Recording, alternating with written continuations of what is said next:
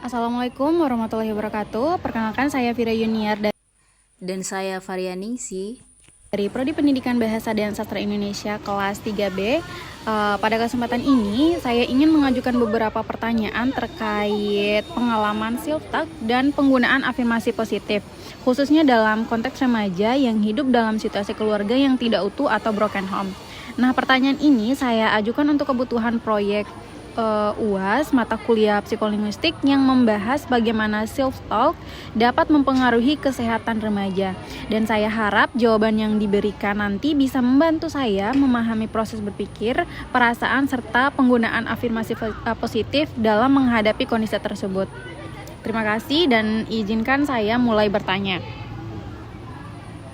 Pertanyaan pertama dari saya yaitu, ketika suasana rumah sedang tidak stabil atau membuat kamu stres, apa sih pikiran atau kata-kata yang biasanya muncul di kepala kamu? Kata-katanya yang muncul di kepala saya, kadang saya bilang saya nyesal ada di dunia ini, nyesal dilahirkan juga. Terus pikiran saya selalu ingin keliaran, main sama teman, pokoknya nggak pulang. Karena kalau saya pulang, pokoknya suasana rumah itu ribut banget. Jadinya saya mau pergi main sama teman aja, menghabisi waktu itu. Sampai kalau bisa saya pulang ke rumah itu tidur aja. Berarti lebih banyak menghabiskan waktu di luar ya? Pertanyaan yang selanjutnya yaitu, saat kamu merasa sedih nih karena kondisi keluarga, apakah kamu itu punya kalimat yang kamu ucapkan untuk menguatkan diri, seperti kalimat afirmasi positif yang muncul pada pengalaman kamu? Sangat-sangat punya sih. Kalau aku lagi sedih karena kondisi keluarga, biasanya aku berhenti sebentar dan ngomong ke diri sendiri, aku kuat, aku nggak sendirian. Dan di situ ini nggak akan selamanya. Kadang aku juga bilang, aku berhak bahagia meski keluargaku nggak sempurna.